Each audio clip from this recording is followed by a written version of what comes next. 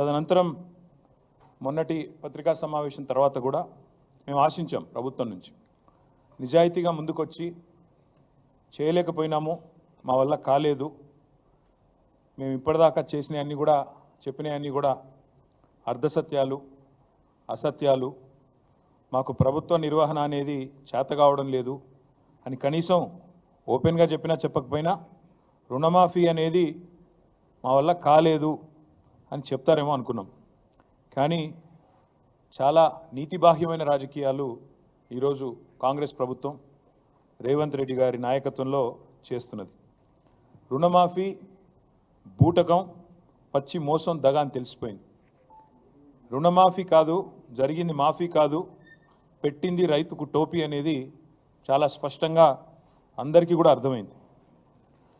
రవ్వంత రుణమాఫీ చేసి కొండంత డబ్బా కొట్టుకున్న ఈ ముఖ్యమంత్రి డొల్లతనం, ఆయన చాతగాంతనం, ఈ అబద్ధాల ముఖ్యమంత్రి నిజస్వరూపం 70 లక్షల మంది రైతుల సాక్షిగా బయటపడ్డది. రాష్ట్ర వ్యాప్తంగా ఈరోజు మీరు చూసినట్టయితే రైతుల ఆగ్రహంతో రగిలిపోతూ ఉన్నారు. రుణమాఫీ కాలేదు అని మండిపడతా ఉన్నారు. బ్యాంకులకు తాళాలు వేస్తూ ఉన్నారు. ఎక్కడికక్కడ ప్రభుత్వ కార్యాలయాలను ముట్టడిస్తూనే ఉన్నారు.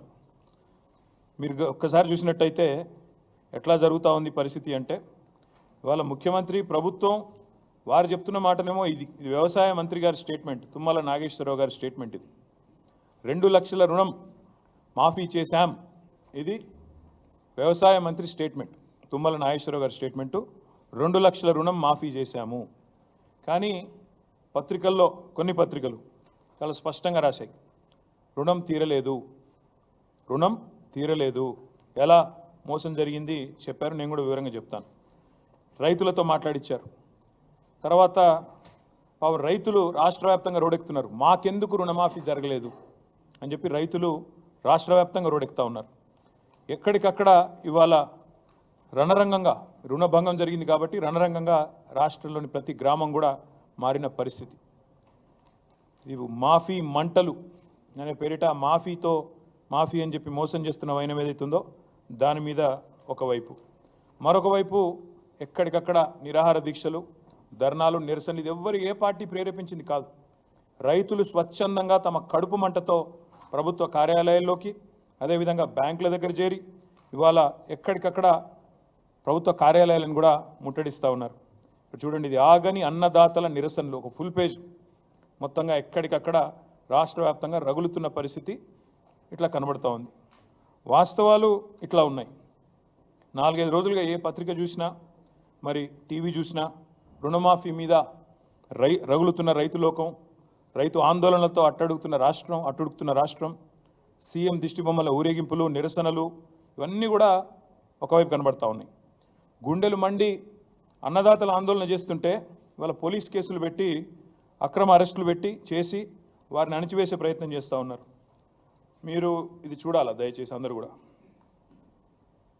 ఆదిలాబాద్ జిల్లాలో తలమడుగు మండలంలో 13 మంది రైతుల మీద, బజార్ హత్నూర్ మండలంలో 4 రైతుల మీద కేసులు పెట్టడమే కాదు, ఇది ఎఫ్ఐఆర్ కాపీలు, these are the FIR copies. ఈ ఎఫ్ఐఆర్లు పెట్టి, కేసులు పెట్టి ఇవాళ రైతులను సాయంత్రం దాకా కూర్చోబెట్టి వాళ్ళ మీద జులుం చేసి ఈ రకంగా గంటలు వేధించి అటు ఇబ్బంది పెడుతున్నారు. ఏం సెక్షన్లు పెడుతున్నారు ఈ రైతుల మీద? రుణమాఫీ జరగలేదు అని ఆందోళన చేస్తే 7 సంవత్సరాలు శిక్ష పడే విధంగా సెక్షన్ 126, 2 సంవత్సరాలు శిక్ష పడే విధంగా సెక్షన్ 189, 1 సంవత్సరం శిక్ష పడే విధంగా 223. ఇలా చాలా విచిత్రంగా attack on public servants, civil disobedience, ఈ రకమైన కేసులు రైతుల మీద 7 సంవత్సరాలు శిక్ష పడే విధంగా రైతుల మీద కేసులు పెడతా ఉన్నారు. ఇది వాస్తవం, క్షేత్రస్థాయిలో ఉన్న పరిస్థితి. ముఖ్యమంత్రి గారేమో రుణమాఫీ చేసినాం, పాలాభిషేకాలు చేసుకోండి అని ఆయన ఊదరగొడతా ఉన్నాడు. ఇక ఇంకోవైపు వ్యవసాయ మంత్రి గారు 2 లక్షల రుణం అయిపోయింది, తీర్చేసినాం, ఇప్పుడే చూపెట్టాను మీకు ఆయన స్టేట్మెంటు, అయిపోయింది 2 లక్షల రుణమాఫీ అని ఆయన వ్యవసాయ మంత్రి తుమ్మల నాగేశ్వరరావు గారు. కానీ వాస్తవాలు దాచేస్తే దాగవు. ఇవాళ మంత్రులకు, ముఖ్యమంత్రికి ఒక శృతి లేదు.